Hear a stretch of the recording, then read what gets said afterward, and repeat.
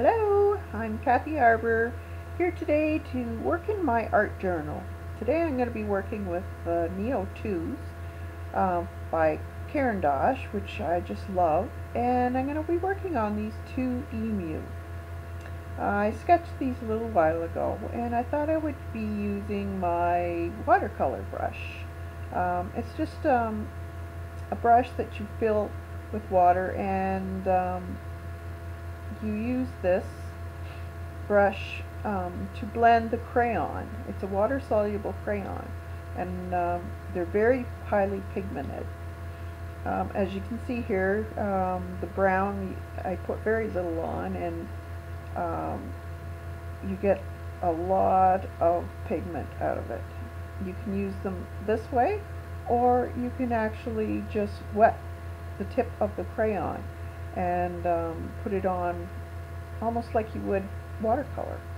I'm using some gray here, and as you can see, very little I use to put on from the crayon, and I get quite a bit of pigment.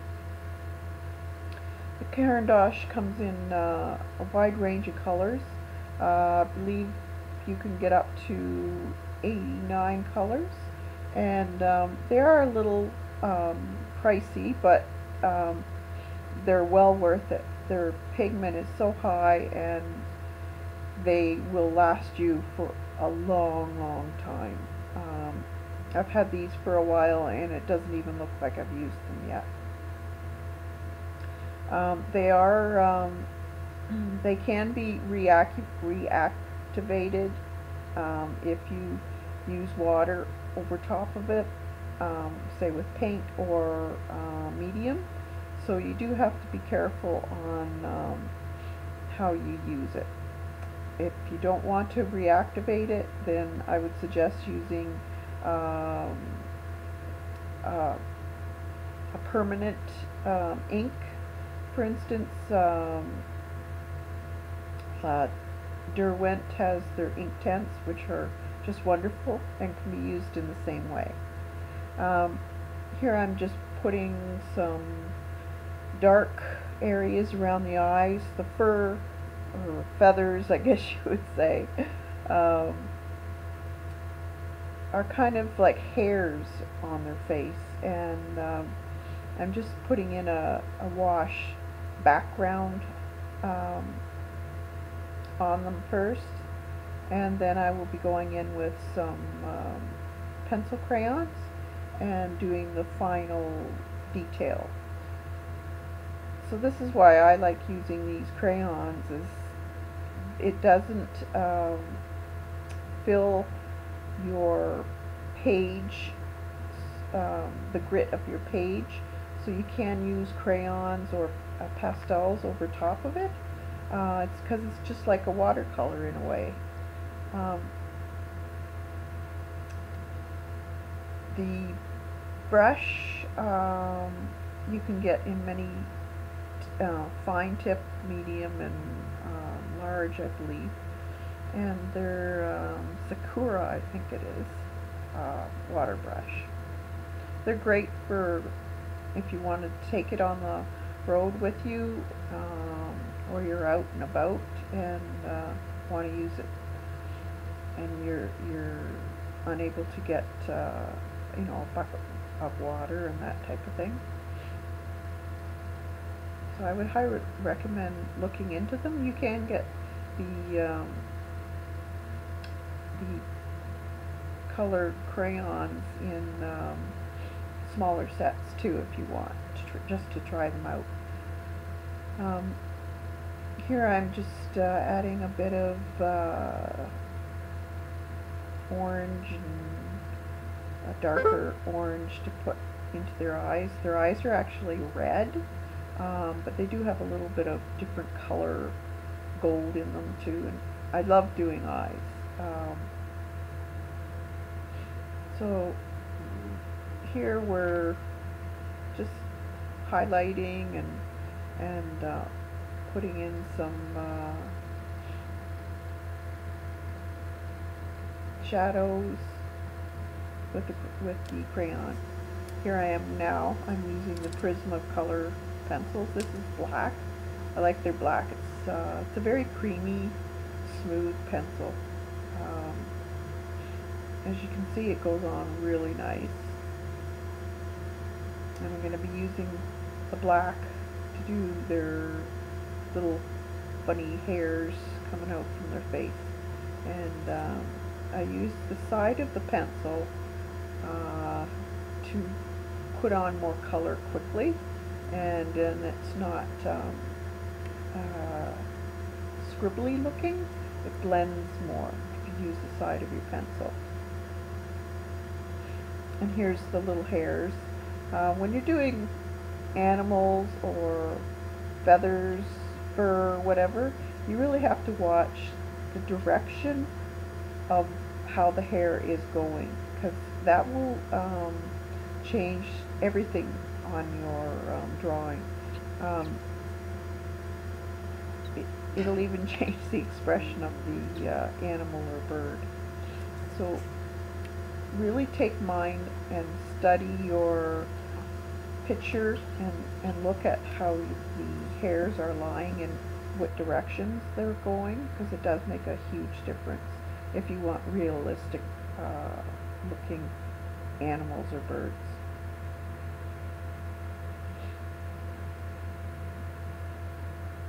This emu picture I did find on Google Images. I love looking at photographs mostly and using that to draw from.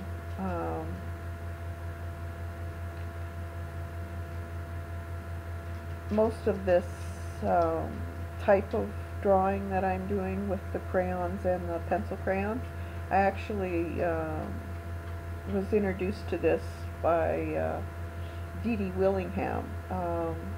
She's a great artist. I just love her work, and she's so kind and thoughtful to share and show us how to do all of this.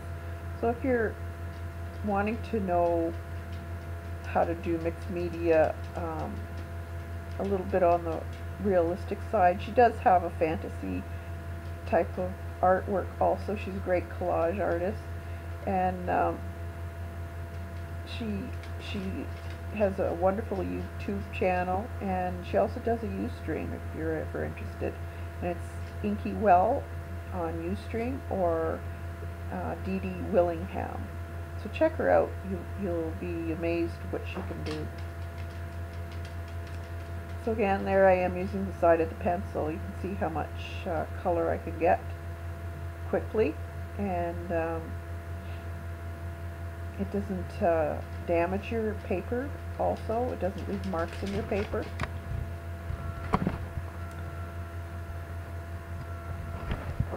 And we're doing all the dark areas of the feathers and the eyes. And the eyes have quite a few different colors if you want it to be realistic.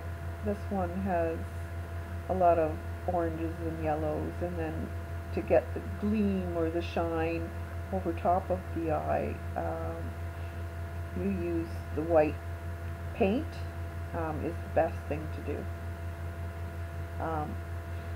Because once you've gone over your pencil crayon,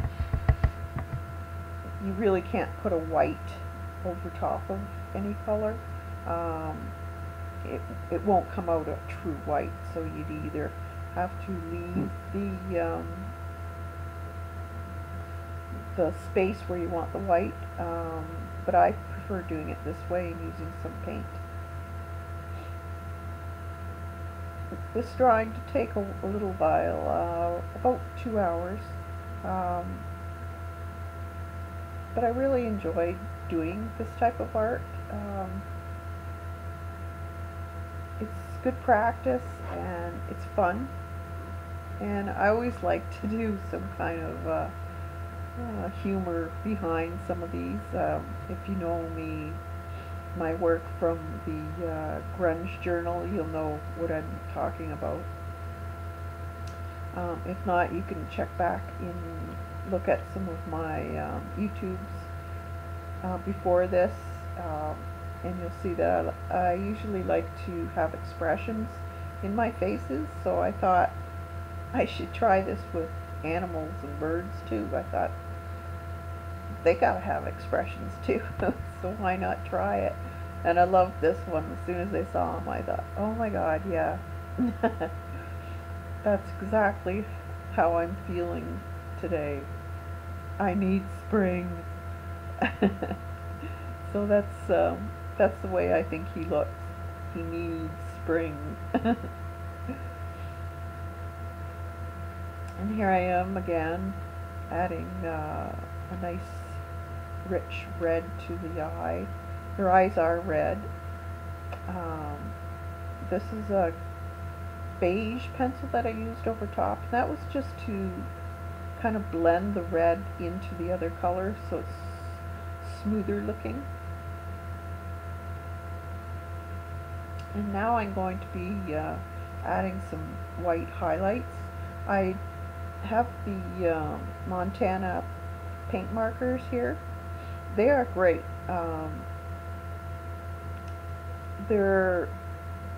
They do work quite well, but I found I needed to use a little bit of acrylic paint from Americana to do the highlights after this, just to give it a little bit more white. There's so many shades of white that you can use. Here I'm shading over top of the red to give it a more of a shadow in the eyeball. It gives it more depth this way. And you'll see that just filling in some of the areas so it's more dark looking.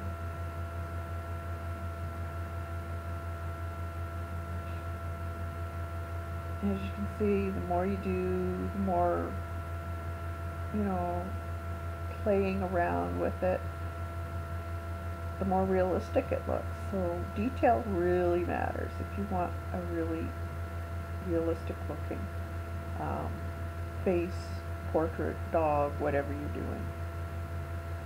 Here's the paint that I was telling you about that just needed to be a little more whiter. And this Americana paint seems to work. I'm using a very fine brush because these pictures aren't very big. And here's the one on top, and I'm just adding highlights to his beak, and as you can see, it does make a difference. The highlighting and shadowing, and it's just layer after layer that you have to do, and each layer does count. And this is all practice. The more you do, the more you understand things, the more you can see and look at pictures and know what you have to do first. And this all comes with practice, so really take your time. I know there's so many people that seem to think that they have to get the book out right away, and they have to put something on the page. It doesn't matter what it is, and it's got to be done in 15 minutes. Well, why? This is supposed to be enjoyable and a stressful type of thing that you're looking for. And why are you stressing yourself out by timing yourself? If it doesn't get done in 5 minutes, fine. Leave it. Sometimes that's the best way, because then you can come back and look at it and see things that you need to do that you wouldn't see if you were in a hurry to get it all done. So take your time and enjoy the process. Don't rush. It's going to be there, and you'll find yourself less stressed and for me, I love the thinking part of it. I love to think about, um, you know, what am I going to put on a page? What colors? I like that part. I don't like feeling stressed that I have to put it down something, no matter what it is, and then later be disappointed with what's on the page. I like to plan things out, and I think more people would be satisfied and more proud of what they're doing if they took more time and planned things out a little more. Um, then you would have, you know, 90% of your pages that you love instead of 90% that you don't like.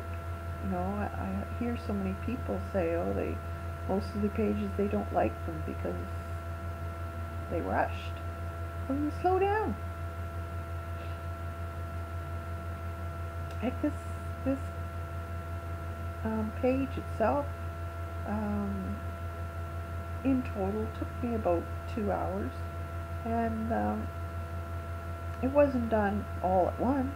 I came back and had supper and went back to it, and then saw things that I didn't like, or saw something that I should have put in, and so enjoy the process. I think you'll be more surprised at how well you can do things. I keep surprising myself every time I do stuff, and I'll come back to it and I go, oh my god, did I really do that? So try it. I think you'd really like that. Not stressed. You don't have to get as many things done all at once. So enjoy the process. And thanks so much for viewing this and being here. I hope you got something out of this. And at the end of this, I'll have a picture. And this is what I ended up doing, was I named it Needing Spring. We've had a long winter and we need spring. So have a great night, and happy creating, and enjoy the process. Good night.